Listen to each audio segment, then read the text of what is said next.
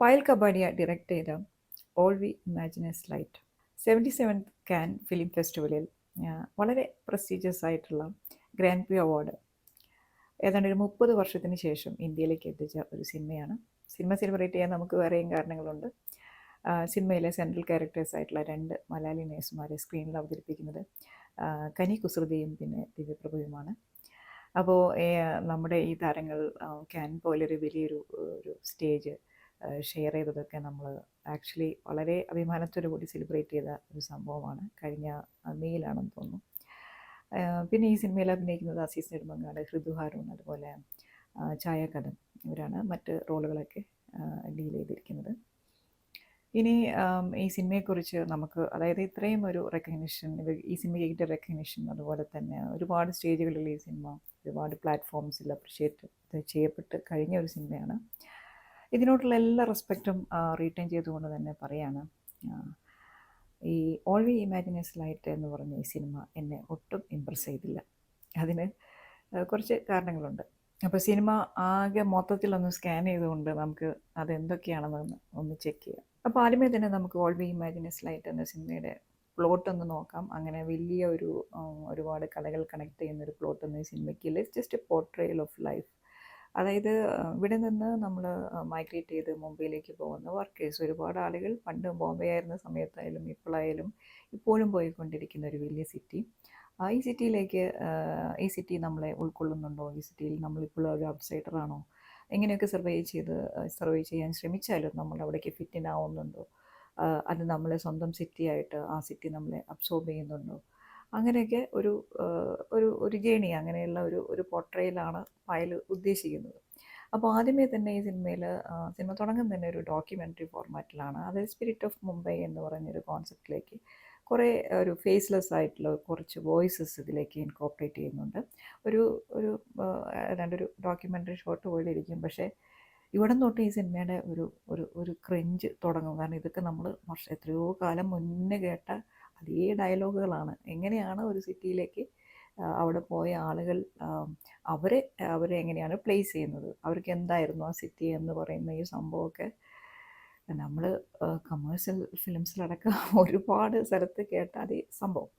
അത് കഴിഞ്ഞ് പിന്നെ പ്രഭ, അതായത് ഈ 2 മലയാളി നേഴ്സുമാർ, അവിടേക്ക് മൈഗ്രേറ്റ് ചെയ്ത് പോയി 2 മലയാളി നേഴ്സുമാരായിട്ട് വരുന്നത് നമ്മുടെ പ്രഭ എന്ന് പറയുന്നത് കുറച്ച് സീനിയർ ആയിട്ടുള്ളൊരു നേഴ്സാണ്. കനി കുസൃതി ചെയ്യുന്ന ക്യാരക്ടർ.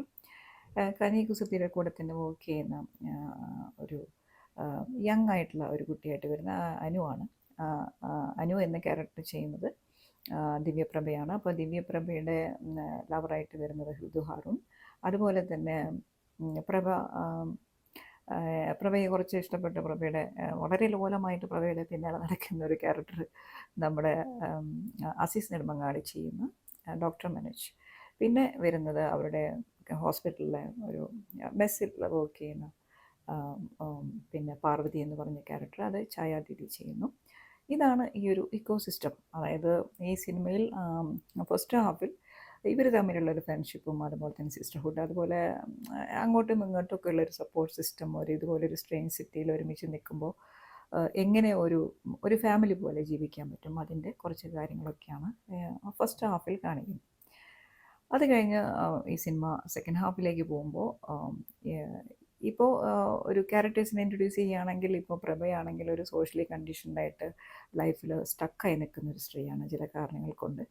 അപ്പോൾ അവർ ഹാഫ് വേ ആണ്, അവർക്ക് എന്ത് ചെയ്യണം, അവർ ലൈഫ് എൻജോയ് ചെയ്യണം എന്നുണ്ട്. പക്ഷേ അതിന് ഉള്ള ഒരു റൈറ്റ് ആൻഡ് റോങ് ഇവാലുവേറ്റ് ചെയ്യുന്ന ഒരാളായതുകൊണ്ട് അവർക്ക് അവിടേക്ക് ഒരു ബോൾഡായിട്ട് ഡിസിഷൻ എടുക്കാൻ പറ്റുന്നില്ല.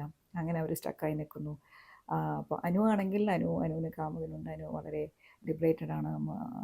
സ്വന്തം കിട്ടുന്ന വരുമാനത്തിൽ കൂടുതൽ സ്പെൻഡ് ചെയ്തുകൊണ്ട് ലൈഫ് എൻജോയ് ചെയ്യുന്നു. ഒരു കുറച്ചും കൂടി ഒരു യങ്ങർ ജനറേഷനെ റെപ്രസെൻ്റ് ചെയ്യുന്നു.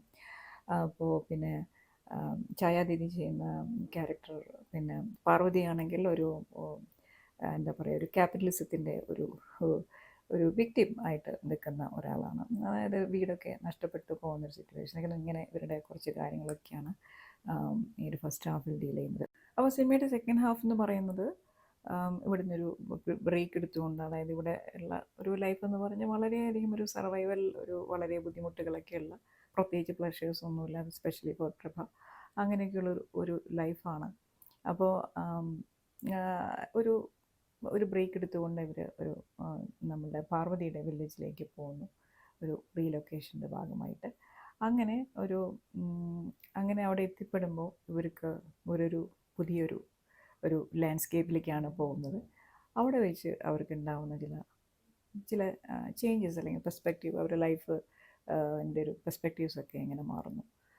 വളരെ ഇത്രയും വലിയൊരു റെക്കഗ്നിഷനൊക്കെ കിട്ടിയൊരു സിനിമയുടെ ഏറ്റവും വലിയ പ്രോബ്ലം എന്ന് പറയുന്നത് അതിൻ്റെ മേക്കിംഗ് ആണ്. അതായത് ഈ പായൽ എന്ന് പറഞ്ഞ ഡയറക്ടർ ഈ സിനിമയിൽ റിഫ്രഷിംഗ് ആയിട്ട് ഒന്നും കൊണ്ടുവന്നിട്ടില്ല. എല്ലാ ഫോർമാറ്റുകളും പഴയതാണ്. ഒരുപാട് പഴയ അവാർഡ് സിനിമകളും അല്ലാത്തതുമായിട്ടുള്ള പല സിനിമകളിൽ നിന്നും നമ്മൾ കണ്ട അതേ ഷോട്ടുകൾ അത് തന്നെ ഇവിടേക്ക് ഒരു ഇമ്പോർട്ട് ചെയ്തിരിക്കുക. ഈ സിനിമ എൻ്റെ ഓർമ്മയിൽ ഈ സിനിമ ഏത് കാലഘട്ടത്തിലാണ് സംഭവിക്കുന്നതെന്ന് എഴുതി കാണിച്ചിട്ടില്ല. അത് വളരെ മസ്റ്റായിരുന്നു. കാരണം അത്രയ്ക്കും പഴയ ഒരു ഫോർമാറ്റിലാണ് ഈ സിനിമ പോകുന്നത്. നമ്മൾ ഇത്തരം കാര്യങ്ങൾ നമ്മൾ എത്രയോ കാലങ്ങളായിട്ട് ഇതുപോലുള്ള ഷോട്ടുകളും അതുപോലെ ഡാർക്ക് ടോണിലുള്ള ഇതിൻ്റെ ഒരു പിക്ചറൈസേഷൻ. ഇപ്പോൾ ഷോട്ടുകൾക്ക് ക്രാഫ്റ്റ് ഇല്ലെന്നല്ല കേട്ടോ ഞാൻ പറഞ്ഞത്, ക്രാഫ്റ്റ് തീർച്ചയായിട്ടും ഉണ്ട്. എനിക്ക് തോന്നുന്നു രണബീറാണ്, അതായത് പൈലറ്റിൻ്റെ പാർട്ട്ണറായിട്ടുള്ള രണബീറാണ് അത് സിനിമാറ്റോഗ്രാഫർ ആയിട്ട് വർക്ക് ചെയ്തിട്ടുള്ളത്. അതുപോലെ തന്നെ മ്യൂസിക് 3 പേര് ചെയ്തിട്ടുണ്ട്. അതും ഇത് ഷോട്ടുകളുമായിട്ട് സിങ്ക് ചെയ്ത് പോകുന്ന സംഭവമാണ്. വേറൊരു കാര്യം തോന്നിയത് ഇതിലെ സ്ക്രിപ്റ്റ് എന്ന് പറയുന്ന സംഭവം, അത് ആർക്ക് വേണമെങ്കിലും എഴുതാവുന്ന ഡയലോഗുകൾ, വളരെ പഴയ ചില കാര്യങ്ങൾ. ഇത് ഇങ്ങനെ സംസാരിക്കുന്ന സമയത്തൊക്കെ നമുക്ക് തോന്നും നമ്മൾ ഈ ഒരു സിനിമ എവിടെയാണ് ഈ സിനിമ അതിനെ പ്ലേസ് ചെയ്യുന്നത്. ഇതിൽ ഇവർ കൊണ്ടുവരാൻ ശ്രമിക്കുന്ന ഒരു തീം എന്ന് പറയുന്നത് ഇത്രയും ഒരു ഔട്ട്ഡേറ്റഡ് ആയിട്ടുള്ളൊരു തീം 2024 പ്രസൻറ്റ് ചെയ്യുമ്പോൾ മേ ബി എനിക്ക് തോന്നുന്നു നമുക്ക് ഏറ്റവും ഓക്വേർഡായിട്ട് തോന്നുന്നത് നമ്മൾ എന്തെങ്കിലും ഈ ഒരു പ്ലോട്ട് നമ്മൾ ഇത്തരം ഒരു സിനിമയിൽ നിന്ന് പ്രതീക്ഷിക്കുന്ന രീതിയിലുള്ള എന്തെങ്കിലും ഒരു ഇൻ്റർനാഷണൽ ആയിട്ടുള്ള ഒരു സംഭവങ്ങൾ, അല്ലെങ്കിൽ ഒരു ഫോർമാറ്റ്, അല്ലെങ്കിൽ വളരെ റിഫ്രഷിംഗ് ആയിട്ട് തോന്നുക എന്നൊരു സംഭവം. സിനിമ നമുക്ക് ഭയങ്കരമായിട്ട് ഇത്രയേറെ എക്സ്പെക്റ്റേഷനോടുകൂടി സിനിമ കാണാനിരിക്കുമ്പോൾ നമുക്ക് എന്തെങ്കിലും ഒരു പുതിയ സംഭവം നമുക്ക് ഫീൽ ചെയ്യണമല്ലോ. അങ്ങനെ ഒരു സംഭവം ഈ സിനിമയിൽ ഇല്ല. ഇനി നമ്മൾ നേരത്തെ പറഞ്ഞ കാര്യത്തിൻ്റെ ഒരു കുറച്ചും കൂടി എക്സ്റ്റെൻഡഡ് ആയിട്ടുള്ളൊരു വേർഷൻ പറയും, ഇൻ്റർനാഷണൽ സ്റ്റാൻഡേർഡ്സിനെ കുറിച്ച്. അതായത് ഇപ്പം ലോകമെമ്പാടുമുള്ള ഈവൻ നമ്മുടെ ഒരു റീജിയണൽ സിനിമകളടക്കം അതിൻ്റെ ഫോർമാറ്റിൽ ഒരുപാട് മേക്കിങ്ങിലൊക്കെ ഒരുപാട് ചേഞ്ചസ്, ഒരുപാട് എക്സ്പെരിമെൻറ്റ്സ് ചെയ്തുകൊണ്ടിരിക്കുക. നമ്മുടെ ഗ്ലാമർ താരങ്ങളെല്ലാവരും തന്നെ ആ ഒരു ഫോർമാറ്റൊക്കെ വിട്ടുകൊണ്ട് ക്യാരക്ടർ റോൾസ് ചെയ്തുകൊണ്ട് അവരുടെ ഒരു പേഴ്സണാലിറ്റി അപ്ഗ്രേഡ് ചെയ്യുന്നൊരു സമയമാണ്. സിനിമയെ എല്ലാവരും അപ്രോച്ച് ചെയ്യുന്ന, സിനിമയുടെ ഉള്ളിലും പുറത്തും ഓഡിയൻസ് എല്ലാവരും അപ്രോച്ച് ചെയ്യുന്ന രീതിക്ക് ഭയങ്കര വ്യത്യാസം വന്നിരിക്കുന്ന സമയമാണ്. അപ്പോൾ ആ സമയത്താണ്, അതായത് ഈ ഒരു ഇൻ്റർനാഷണൽ സ്റ്റാൻഡേർഡ് എന്ന് പറയുന്ന ഒരു രീതിയിലേക്ക് എന്തൊക്കെയാണ് പണ്ട് ഉണ്ടായിരുന്ന ഫോർമുലകൾ അതെല്ലാം സ്ത്രീകൾ സെൻട്രൽ ക്യാരക്ടറായിട്ട് വരുന്ന ഒരു പടത്തിലേക്ക്, ഒരു സിനിമയിലേക്ക് എന്തൊക്കെ നമുക്ക് ഇൻസേർട്ട് ചെയ്യാം അതെല്ലാം. അതായത് ഇപ്പോൾ ഇതിൽ ഈ സിനിമ നോക്കുകയാണെങ്കിൽ കുറച്ച് ഫെമിനിസം ഉണ്ട്. അതുപോലെ തന്നെ ഇതിൽ ഒരു സോഷ്യൽ കണ്ടീഷനിങ്ങിൻ്റെ ഭാഗമായി സ്റ്റക്കായി പോയിട്ടുള്ള ഒരു സ്ത്രീ, അവരുടെ ബുദ്ധിമുട്ടുകൾ, അത് പിന്നെ കുറച്ച് ലിബറേഷനുണ്ട് അനുവിൻ്റെ ക്യാരക്ടർ. പിന്നെ അത് കഴിഞ്ഞ് കഴിഞ്ഞാൽ പിന്നെ കുറച്ചും കൂടി ഒരു ലെവലിൽ ഒന്ന് കയറ്റിക്കഴിഞ്ഞാൽ ഇതിൽ ഒരു സിറ്റി എക്സ്പാൻഡ് ചെയ്യുന്നതിൻ്റെ ഭാഗമായിട്ട് പിന്നെ ഒരുപാട് അണ്ടർ പ്രിവിലേജ്ഡ് ആയിട്ടുള്ള മനുഷ്യർ എങ്ങനെ ആ സിറ്റിയിൽ നിന്ന് ടെർമിനേറ്റ് ചെയ്യപ്പെടുന്നു, അതൊരു ക്യാപിറ്റലിസം അതിൽ കൊണ്ടുവരുന്നു. ഇനി അതും കൂടിയും കഴിഞ്ഞ് കുറച്ചും കൂടിയും ഒരു ഓർഫൻഡായി പോകുന്ന ഒരു സ്ത്രീകളുടെ ഒരു അവസ്ഥ. അതായത് ഇതിൽ പാർവതി ചായക്കരത്തിൻ്റെ ക്യാരക്ടർ റെപ്രസെൻ്റ് ചെയ്യുന്നത്, അവർ ഒരുപാട് വർഷങ്ങളായിട്ട് ആ വീട്ടിലും ആ ഒരു സിറ്റിയിലും ജീവിക്കുന്നു, പക്ഷെ അവർക്ക് സ്വന്തമായിട്ട് ഒന്നും തന്നെ കയ്യിലില്ല.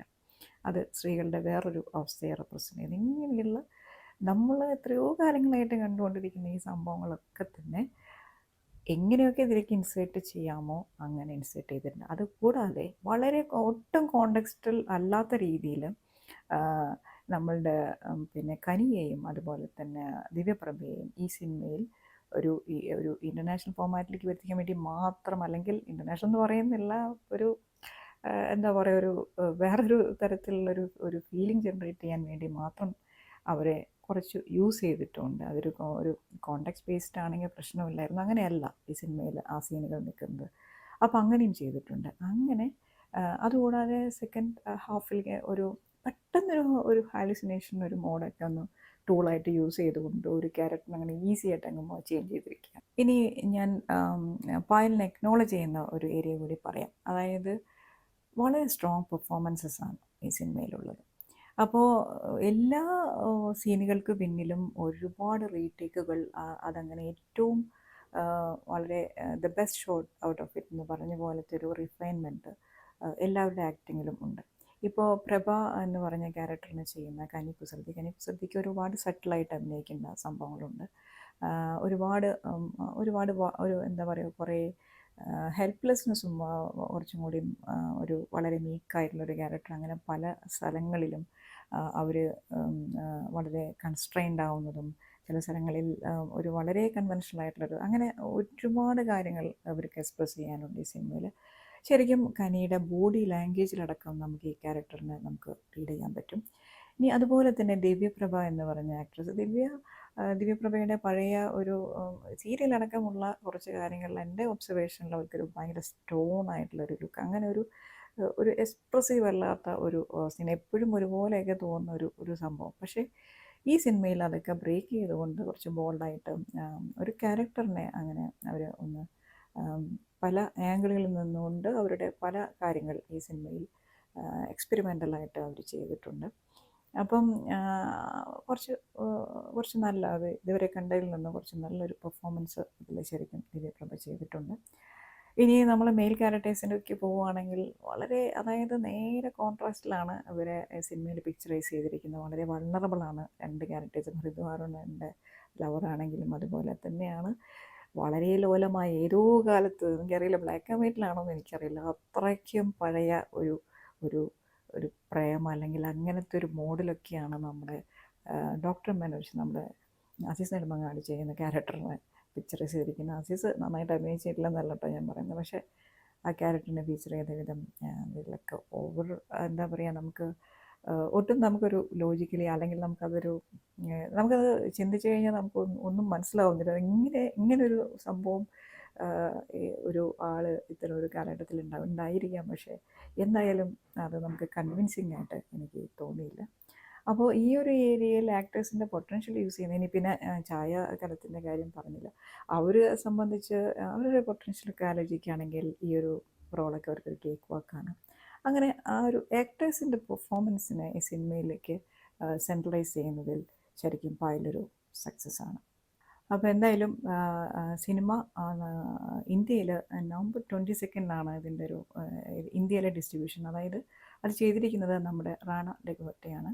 അപ്പോൾ അത്യാവശ്യം എല്ലാവരുടെയും സിനിമ ഇപ്പോൾ റിലീസായിട്ടുണ്ട്. അപ്പോൾ എന്താ പറയുക, നിങ്ങൾ സിനിമ കാണുക. എന്തായാലും ഇത്രയും റെക്കഗ്നിഷനൊക്കെ ഉള്ളൊരു സിനിമയായിരുന്നു. അപ്പോൾ എല്ലാവരും കണ്ടിട്ട് എന്താണ് നിങ്ങൾക്ക് തോന്നിയതെന്ന് നിങ്ങൾ കമൻറ്റ് ചെയ്യുക. അപ്പോൾ അത്രയൊക്കെ ഉള്ളൂ. നമുക്ക് പിന്നെയും കാണാം അടുത്ത സിനിമയ്ക്കായിട്ട്. Thank you so much for watching.